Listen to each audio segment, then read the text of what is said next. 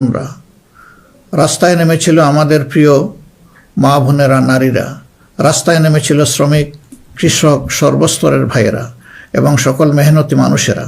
ফেসিবাদ বিরোধী বিভিন্ন রাজনৈতিক দলের নেতাকর্মীরাও তখন আমরা একাকার হয়েছিলাম। শিক্ষক ও প্রকৌশলী, ডাক্তার সহ বিভিন্ন শ্রেণী পেশার মানুষ তখন রাস্তায় নেমে এসেছিলেন। দেশপ্রেমিক সশস্ত্র বাহিনীর সদস্যরাও সে সময় অত্যন্ত প্রশংসনীয় এবং দায়িত্বপূর্ণ ভূমিকা পালন করেছেন। আমরা জুলাই আর চাই না। আমরা চাই এমন বাংলাদেশ যেখানে আর কোনো দিন জনগণকে রাস্তায় নামতে হবে না। আমাদের বুঝতে হবে জুলাই কেন হয়েছিল। জুলাই হয়েছিল একটা বৈষম্যহীন বাংলাদেশের জন্যে। জুলাই হয়েছিল একটা কালো রাজনৈতিক ধারার পরিবর্তনের জন্যে। যুগের পর যুগ ক্ষমতা কুক্ষিগত ছিল পরিবারতন্ত্রের হাতে, নির্দিষ্ট গোষ্ঠীর হাতে।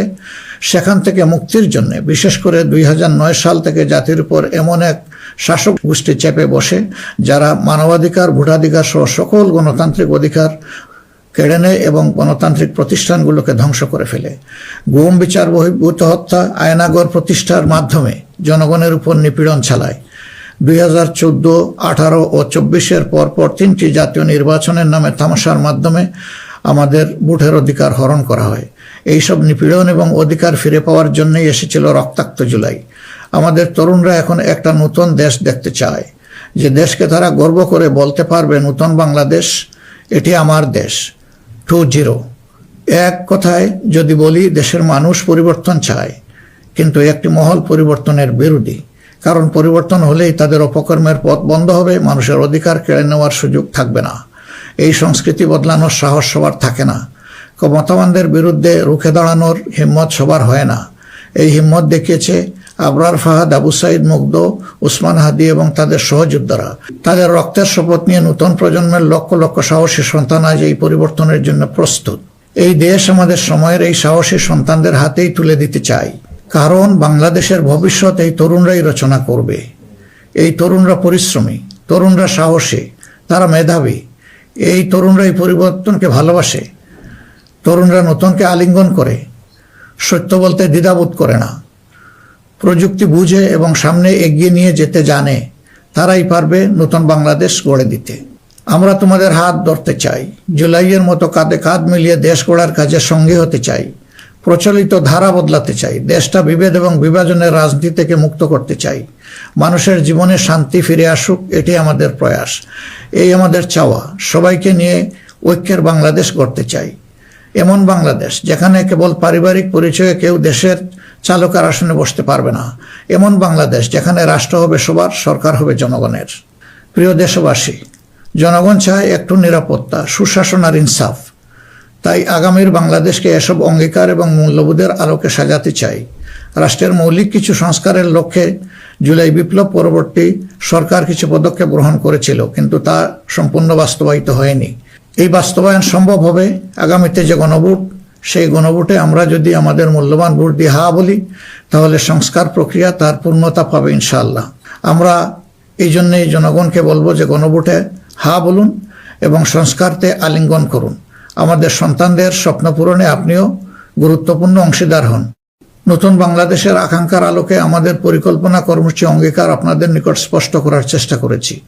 বাংলাদেশে আমরাই প্রথম পলিসি সামিটের মাধ্যমে রাষ্ট্র পরিচালনার নীতি কৌশল জনগণের সামনে তুলে ধরেছি। আমাদের নির্বাচনী ইশতেহারে এর প্রতিফলন রয়েছে। এই প্রক্রিয়ায় অনেকেই আমাদেরকে সহযোগিতা করেছেন, তাদের প্রতি আমরা কৃতজ্ঞ। এছাড়াও আমরা সমাজের বিভিন্ন শ্রেণী পেশার মানুষের সাথে কথা বলেছি, বসেছি এবং তাদের মূল্যবান মতামত, পরামর্শ আমরা গ্রহণ করেছি। আমরা সুযোগ পেলে মহান আল্লাহর ইচ্ছায়, জনগণের ভালোবাসায় সরকার গঠন করলে প্রথম দিনে ফজরের নামাজ পড়েই আমরা আমাদের পরিকল্পনা বাস্তবায়ন শুরু করব ইনশাআল্লাহ। প্রিয় দেশবাসী, আমাদের শাসক শ্রেণী সরকারি পদে নির্বাচিত হওয়ার পর নিজেদেরকে দেশের মালিক গণ্য করেছে। ফলে রাষ্ট্রীয় সম্পদ, পদ, পদবি, নীতি, প্রতিষ্ঠান সবকিছু ব্যক্তিগত ও দলীয় স্বার্থ হাসিলের উপায় হিসাবে অন্যায়ভাবে ব্যবহার করা হয়েছে। এর ফলে চুরি ও দুর্নীতি, স্বজনপ্রীতির মাধ্যমে প্রতারিত করে জনগণের সম্পদ লুণ্ঠন করা হয়েছে। উন্নয়ন প্রকল্প ব্যক্তিগত ও দলীয় লুণ্ঠনের সিঁড়ি হিসাবে ব্যবহৃত হয়েছে। এই ব্যবস্থার অবসান ঘটানোই আমাদের প্রধান লক্ষ্য। আলহামদুলিল্লাহ, অতীতে জামাতে ইসলামী থেকে যারা জনপ্রতিনিধি হিসাবে সংসদ, সরকার ও স্থানীয় সরকারের দায়িত্ব পালন করেছেন, তারা কেউই দুর্নীতির দায়ে অভিযুক্ত হননি। তারা দক্ষতার সাথে দায়িত্ব পালন করেছেন। আপনারা দেশের মানুষ তারই সাক্ষী। প্রিয় দেশবাসী, আগামী জাতীয় সংসদ নির্বাচন জাতিকে একটি নতুন স্বপ্নের দিকে নিয়ে যাওয়ার এক মহা সুযোগ হিসাবে এসেছে। যেসব সমস্যা আমরা বিগত দিনে সমাধান করতে পারিনি, যে লুটেরা গোষ্ঠীকে আমরা নিয়ন্ত্রণ করতে পারিনি, সেসব সমস্যার সমাধান এবং লুটেরা গোষ্ঠীর নিয়ন্ত্রণের সুযোগ হচ্ছে আগামী নির্বাচন। তাই জনগণকে ঠিক করতে হবে আমরা আমাদের নিজেদের জন্য, আমাদের তরুণ প্রজন্মের জন্য, আমাদের নারীদের জন্য, বয়স্ক মানুষের জন্য, প্রান্তিক জনপদের জন্য, শ্রমিকের জন্য, উদ্যোক্তাদের জন্য কোন বাংলাদেশ চাই। আমাদেরকে প্রশ্ন করতে হবে, আমরা কি সমাজে শৃঙ্খলা প্রতিষ্ঠা করতে চাই? আমরা কি নিয়ম নীতি শান্তির রাষ্ট্র প্রতিষ্ঠা করতে চাই? আমরা কি উন্নত দেশ হতে চাই?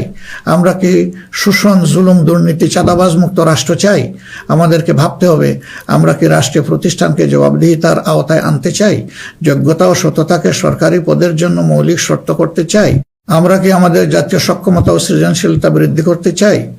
এসব বিষয়ে যদি আমরা ইতিবাচক পরিবর্তন দেখতে চাই, তাহলে আমাদেরকে আগামী নির্বাচন নিয়ে নৈতিকভাবে ভাবতে হবে। রাজনৈতিকতার ফুলঝুরির বাইরে এসে বাস্তবতার আলোকে সৎ ও দক্ষ নিষ্ঠাবান নেতৃত্ব প্রতিষ্ঠা করতে হবে। প্রিয় ভাই ও বোনেরা, আমরা আমাদের নির্বাচনী ইশতেহারে বলেছি যে আমাদের স্বপ্নের বাংলাদেশ তৈরির জন্য 5টি বিষয়ে হা এবং 5টি বিষয়ে না বলতে হবে।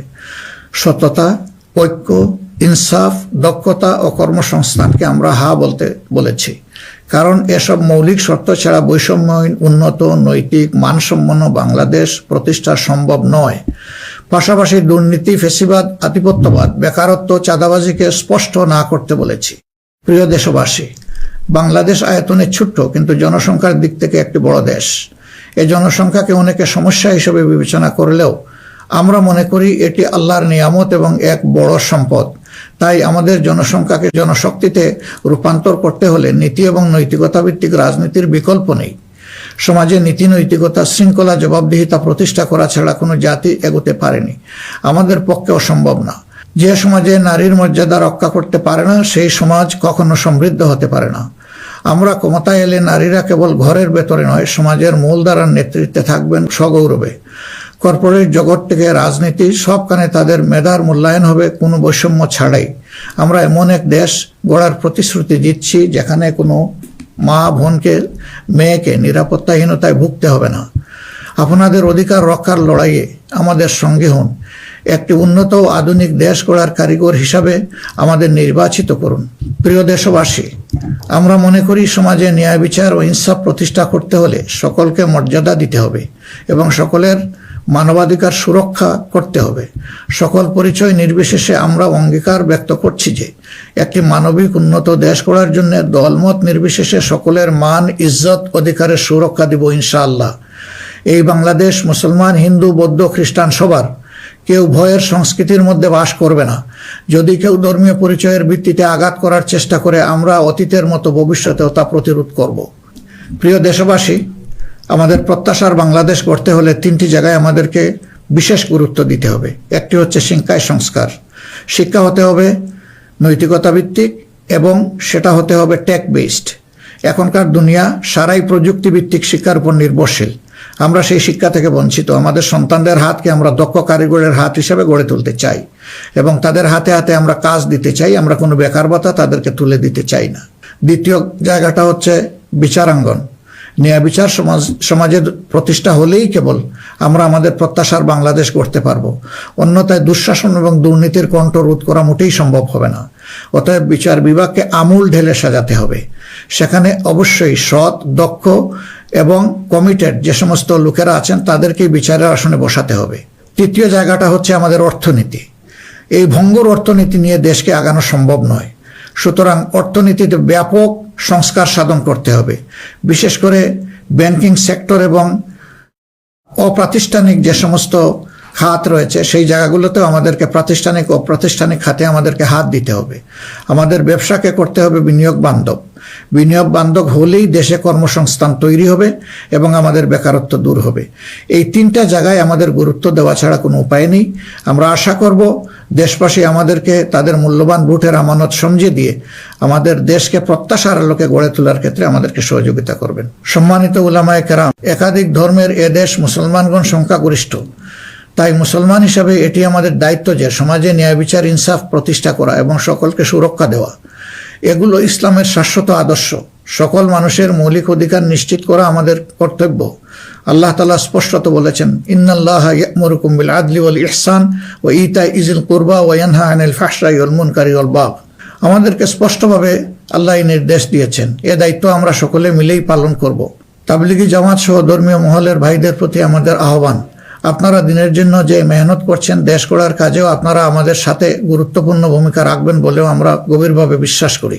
আমরা অঙ্গীকার করছি, ভবিষ্যতে কেউ আপনাদেরকে অন্যায়ভাবে বিভিন্ন বিশেষণে ট্যাগ দিয়ে নির্যাতন করার সুযোগ পাবে না।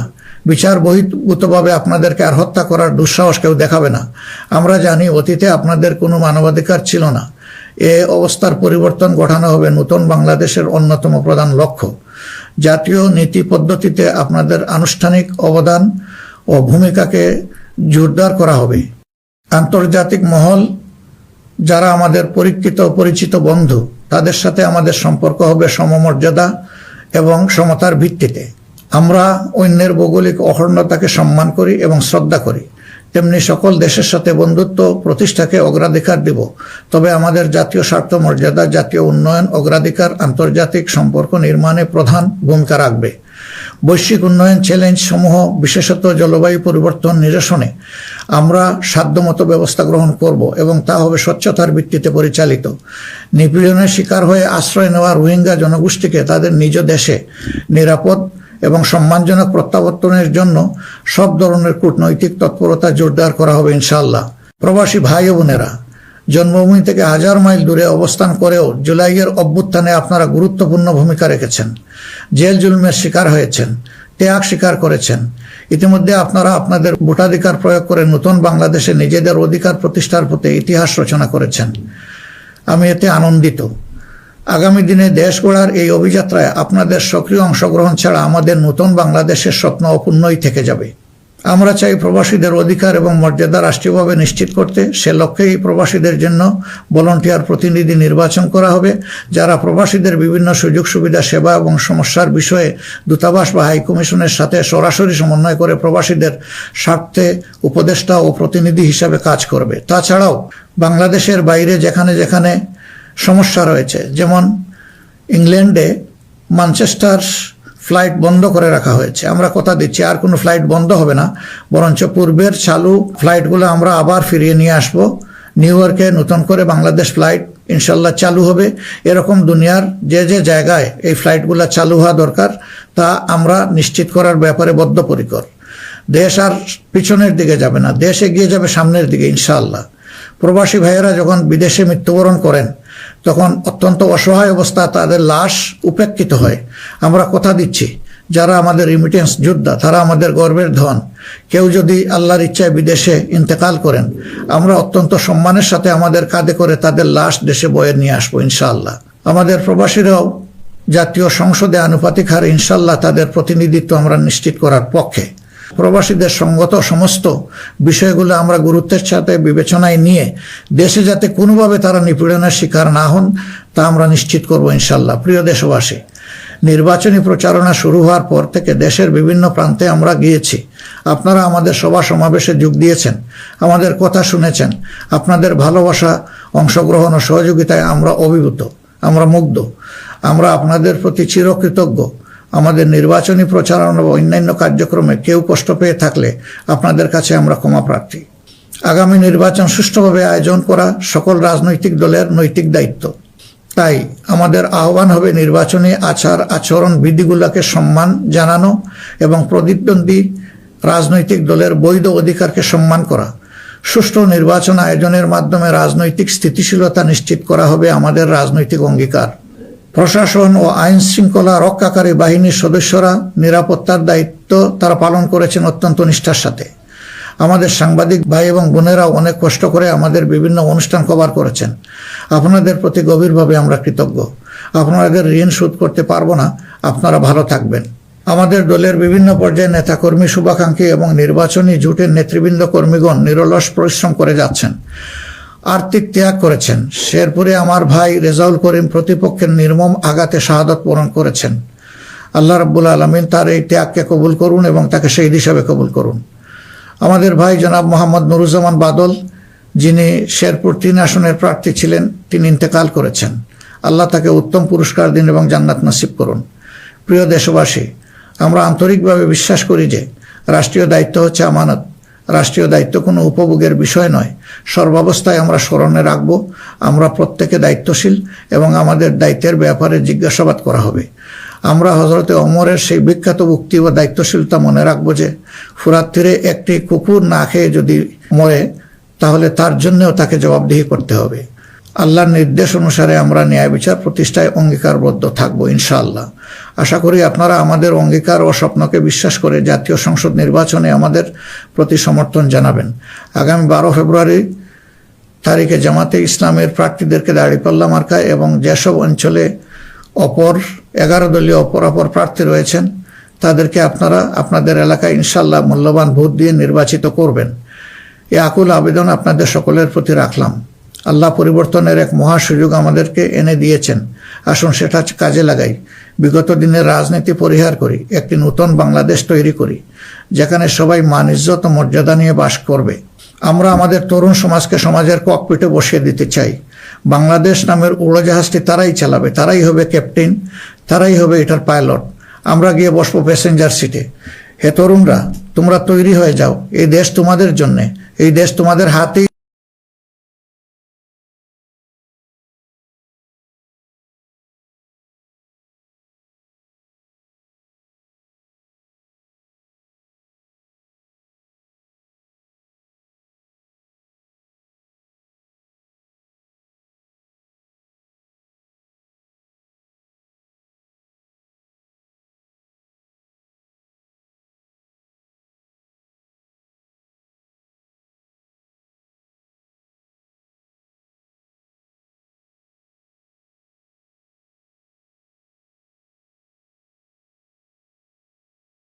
তুলে দিতে চাই এবং এই দেশ তোমাদের হাতেই আমাদেরকে সেদিন টেকিয়ে রাখতে পারেনি। ইনশাআল্লাহ আগামীতেও কোনো বাধা আমাদেরকে টেকিয়ে রাখতে পারবে না। আমরা আমাদের প্রিয় জনগণের এবং আমরা বিশ্বাস করি আমাদের জনগণ আমাদেরকে ভালোবাসে। জনগণের এই ভালোবাসায় আমরা অভিভূত এবং আমরা পূর্ণ আস্থা রাখি আমাদের জনগণের রায়ের প্রতি। আপনাদের সকলকে আজকের এই পর্যায়ে এসে আরেকবার আমি আহ্বান জানাবো, আসুন একটু নতুন বাংলাদেশ, তরুণদের প্রত্যাশার বাংলাদেশ, জিএনজির জন্য আগামী বাংলাদেশ, আমাদের নারী সমাজের জন্য একটা নিরাপদ এবং সম্মানের বাংলাদেশ গড়ে তোলার জন্য আমরা সবাই আগামী 12 তারিখ দাঁড়িপাল্লা এবং জোটের অপরাপর মার্কা যেখানে যেটা আছে তাতে ভোট দিয়ে 11 দলীয় প্রার্থীদেরকে নির্বাচন করি। তাহলে ইনশাআল্লাহ প্রত্যাশার একটি দেশ আমরা খুঁজে পাবো, একটু নতুন বাংলাদেশ পাবো। আমরা বিশ্বাস করি জনগণ পরিবর্তন চায়, সেই পরিবর্তন জন্যই আমাদের এই আহ্বান। এই পরিবর্তন আমাদের হাতে ইনশাআল্লাহ মানাবে, অন্য কারো হাতে নয়। দেশ তো এটা আপনারা বুঝতেই পারছেন। আল্লাহ হাফিজ। বাংলাদেশ জিন্দাবাদ। বাংলাদেশ জামাত ইসলামী জিন্দাবাদ। 11 দলীয় নির্বাচনী ঐক্য জিন্দাবাদ।